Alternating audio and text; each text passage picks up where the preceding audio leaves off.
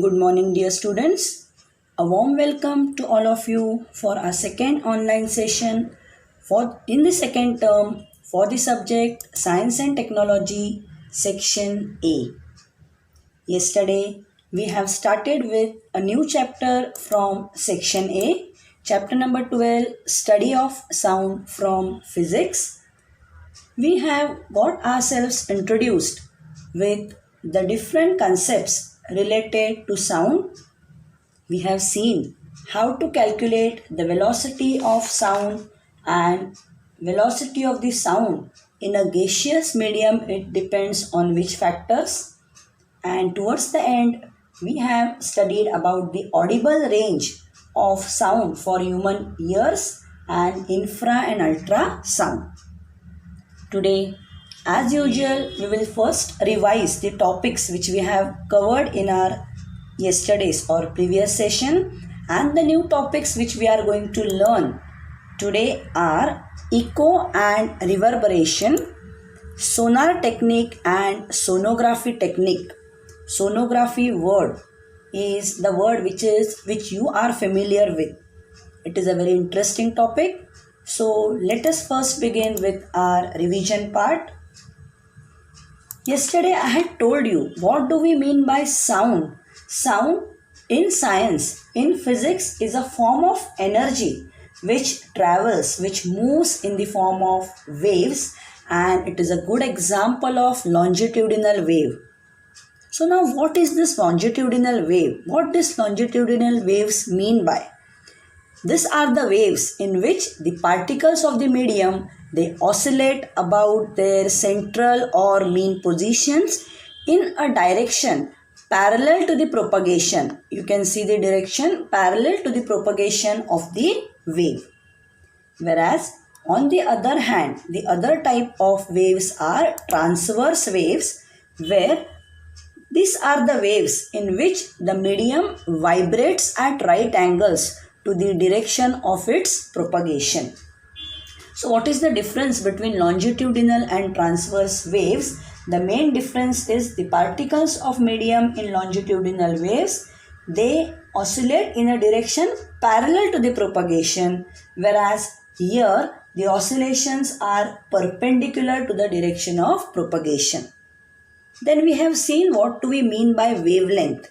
When you speak about wave, the next concept is wavelength.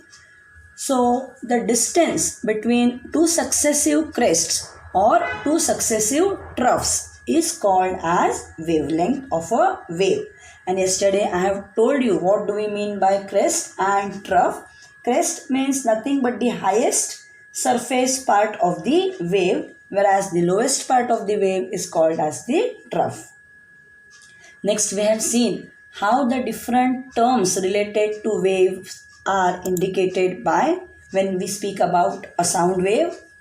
Wavelength of sound waves, which just now I have told you what is meant by wavelength. So that wavelength is indicated by the Greek letter lambda, and frequency is indicated by nu. You can see the symbols for lambda and nu. These symbols you have to keep in your mind, especially when you solve the numerical examples and you come out with the answer. Then your answer should be accompanied with the unit. At that time, entire writing the word is not necessary. Symbols you have to mention.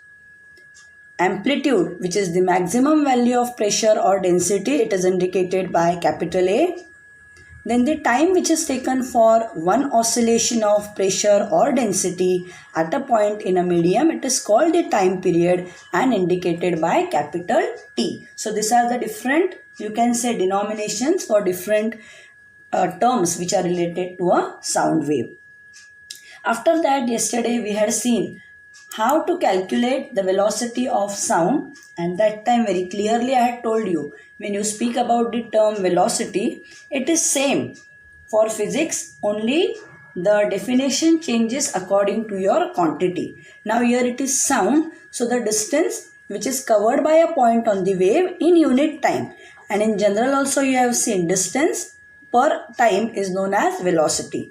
So velocity is equal to distance upon time.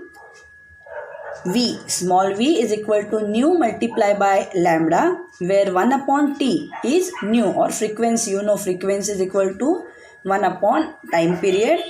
Velocity is equal to wavelength upon time period, that is lambda upon capital T. So 1 upon t you know is equal to frequency. So velocity of sound is nothing but wavelength multiplied by frequency. And I had told you yesterday, this formula should be learned by you and it should be applied when you solve the numerical examples. Out of these three terms, two will be provided to you. Either they will give you wavelength frequency, they will ask you to calculate the velocity, or velocity wavelength will be given, you have to calculate frequency. So the main thing is formula should be known by you thoroughly.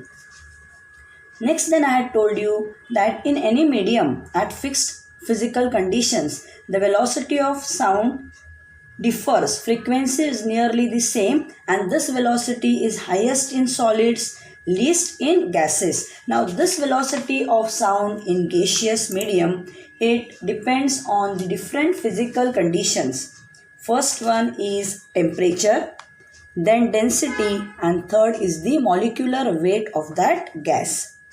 So when you speak about the first physical condition, temperature, velocity of sound here is directly proportional to the square root of temperature of the medium. So V, small v, directly proportional to square root of temperature. Or in other words, what we can say, that increasing the temperature 4 times doubles the velocity. About the next physical condition, that is density. Velocity of sound is inversely proportional to the square root of density. So V inversely proportional to the square root of density. In short, you can say increasing the density 4 times reduces the velocity. Why reduces? Because inversely proportional. Here increases. Why increases? Why it doubles? Because it is directly proportional. And the third is molecular weight, which is denoted by capital M. Here velocity of the sound, again it is same like density, is inversely proportional to the square root of molecular weight of the gas. So V inversely proportional to square root of molecular weight. After studying about the velocity of sound in gaseous medium, a very interesting topic which we have studied yesterday is audible, infra and ultrasound. I had told you that a human ear cannot hear the sounds of any frequency range. So there is a range, and if your frequency falls in that particular range, then only you can hear that particular sound. And that range for human ear is between 20 Hz to 20,000 Hz, and these sounds are called as audible sounds. Audible, why? Because the sounds which can be heard by you. So which are the two types of sounds? One is the infrasound and the other is the ultrasound. So infrasound means sound with frequency smaller than 20 Hz. You know the range now, audible range. So the first range, smallest range is 20 Hz. So sounds which fall below this smallest range, that is 20 Hz, it is called as infrasound. A good example is sound which is produced by the pendulum of a clock, or I have told you that the sound which is produced, which is generated by the vibrations of the earth's crust before an earthquake, and which can be easily sensed by the animals and birds. The other type of sound is ultrasound. Sound waves with frequency greater than 20 kHz or 20,000 Hz, they are called as ultrasound. And here we had taken up a very good example of bats. I had told you that bats can easily travel during the night time without colliding with any obstacles in their path. Why? Because they can produce the ultrasound, and this ultrasound which is produced by the bats, it travels through the darkness. If any obstacle is in its path, it will hit that obstacle and it will be reflected back. And from the time interval at which the reflection of sound wave takes place, the bat becomes alert about the things in its path and it can immediately change its direction. And so bats can travel in the dark. Here it does not make use of its eyes, but it makes use of its ears.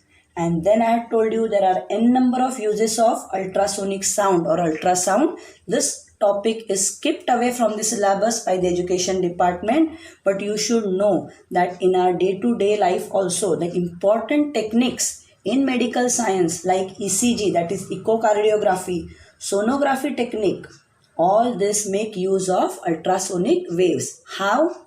That we are going to study in our chapter later. So up till this we have studied yesterday. So this was our revision part. Now let us begin with our today's topic. Before moving towards the topic of echo, we will see what is reflection of sound.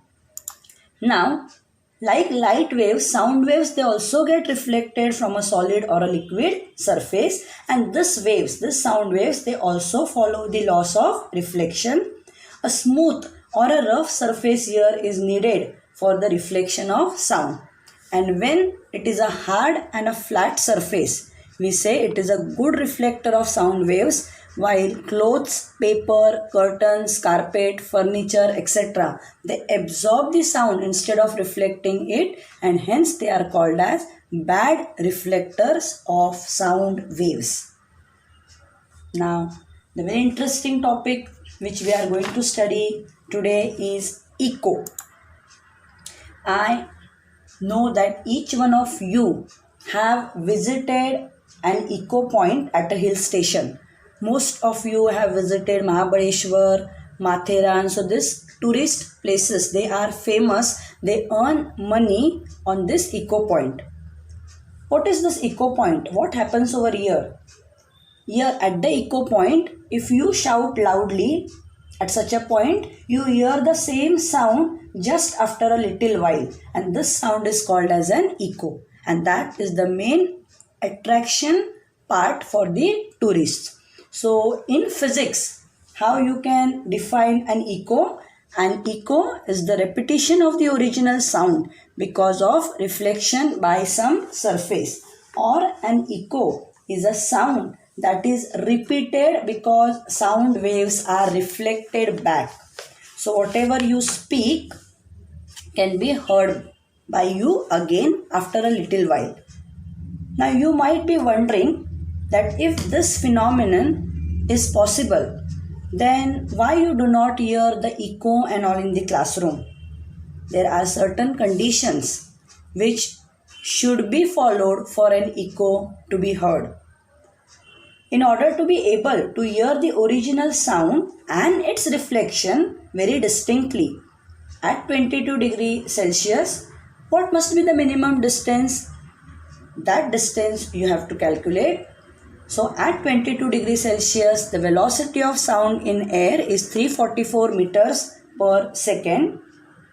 So our brain, it retains a sound for 0.1 seconds, and thus for us as human beings to be able to hear a distinct echo, the sound should take more than 0.1 second after starting from the source to get reflected and to come back to us. So to determine this minimum distance between the source and the reflecting surface, you have to follow a particular formula.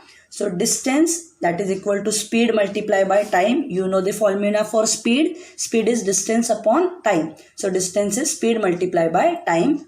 So speed at 22 degrees Celsius is 344 meters per second, and time, as I have already told you, 0.1 second. So when you multiply, you get 34.4 meter. Thus, to be able to hear a distinct echo, the reflecting surface should be at a minimum distance of half of the above distance, that is 17.2 meter, which is not possible in the classroom, and hence the echo is not heard in the classroom.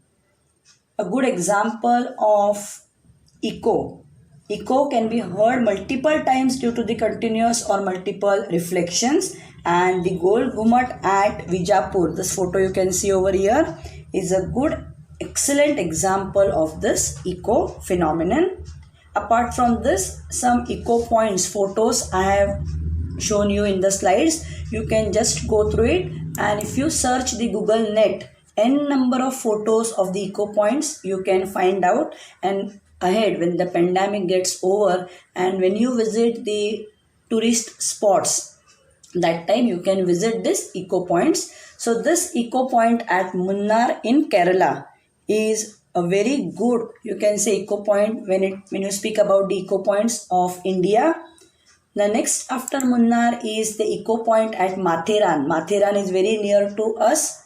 You know, people are earning a lot of money at this eco points. And next is the eco point at Mahabaleshwar. You can see the distance. The distance, that is the minimum distance, 17.2 meters should be followed for us to be able to hear a distinct echo. After studying this topic of echo, we move to the undesirable phenomenon, that is reverberation. Now let us see what do we mean by reverberation. Reverberation. What is the difference between echo and reverberation?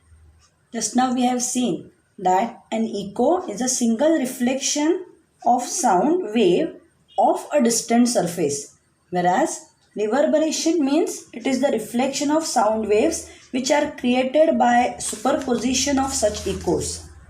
In short, what you can speak about reverberation?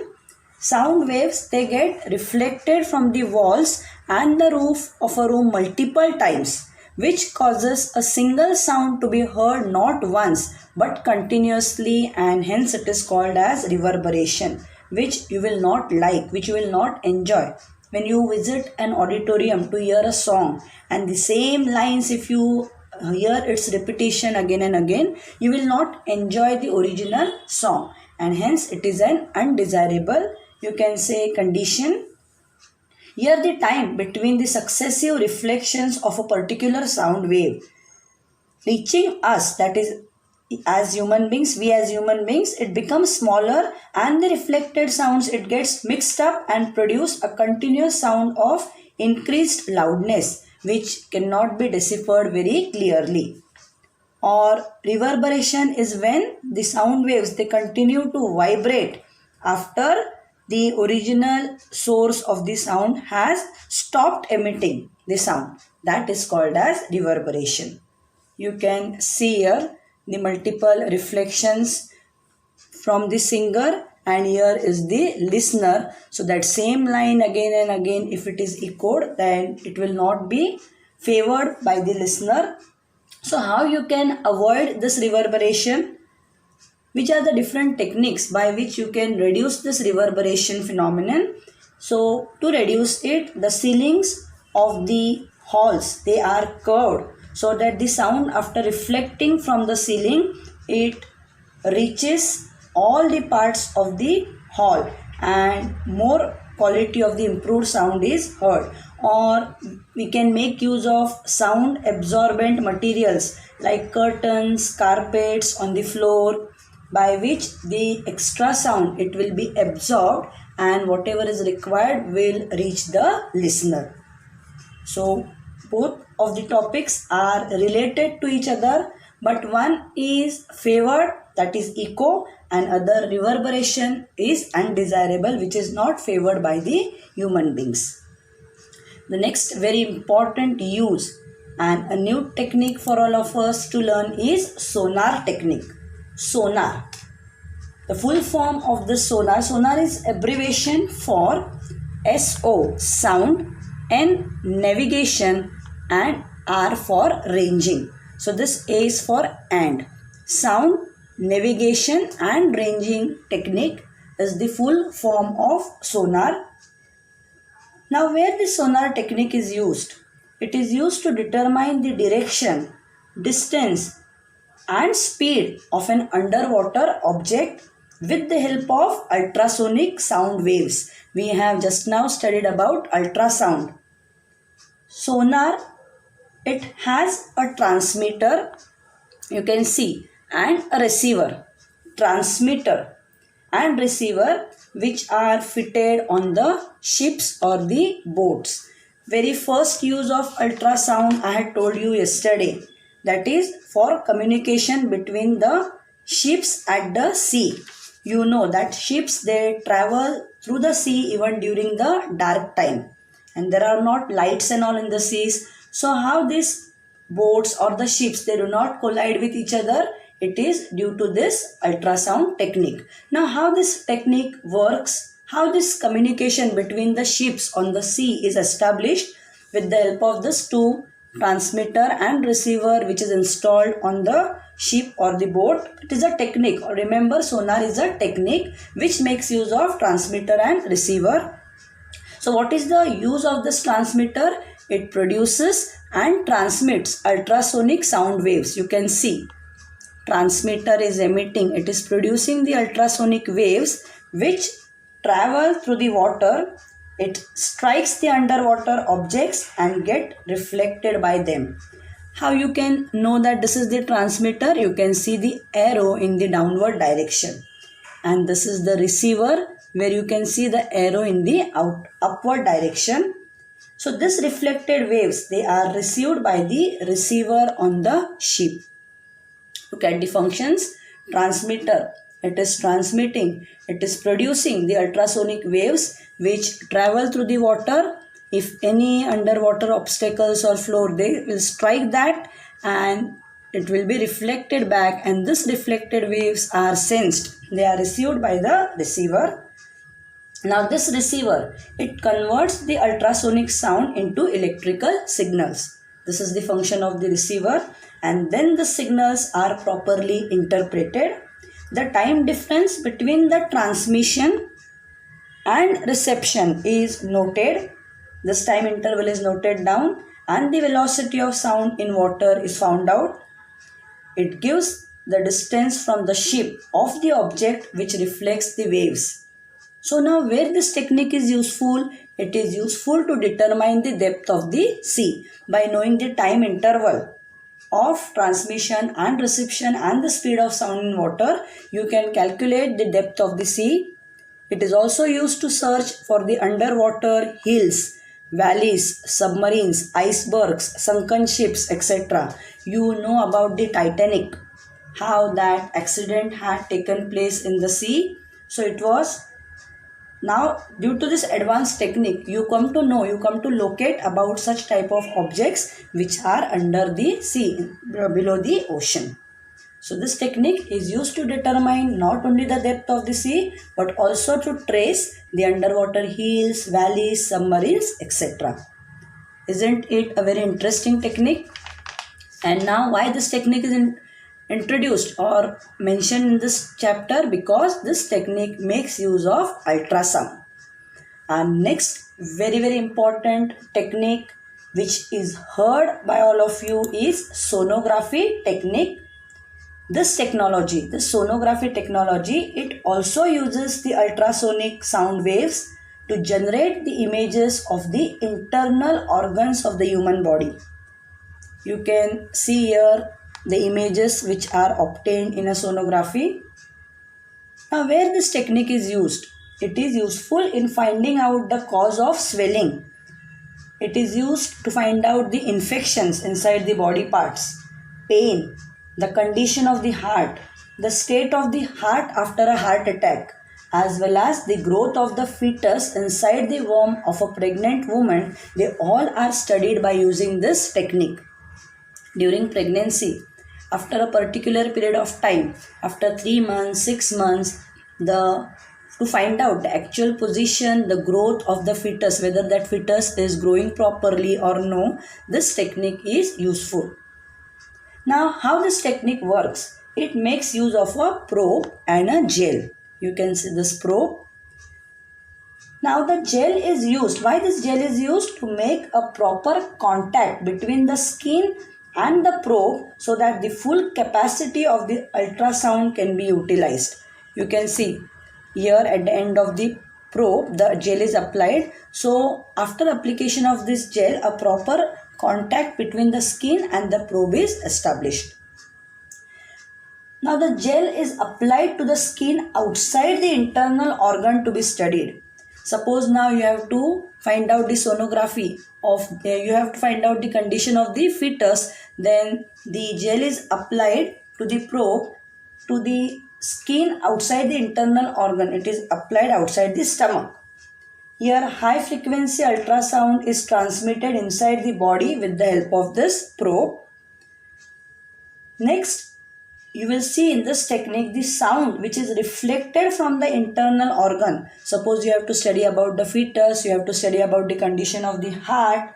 It is again collected by the probe and it is fed to a computer. Here you can see the first case. What will this computer do now? It will generate the images of the internal organ.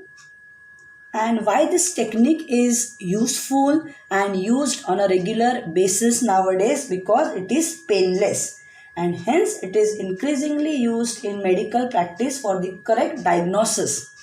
Nowadays sonography is very you can say used on a very regular basis. But as you know that every coin has two sides, this technique is useful.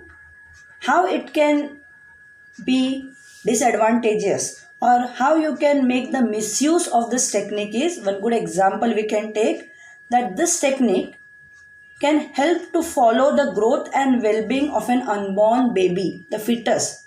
But the increasing incidence of female feticide as a result of the discrimination nowadays between the girl and the boy child, it is an example of the grave misuse of this technique.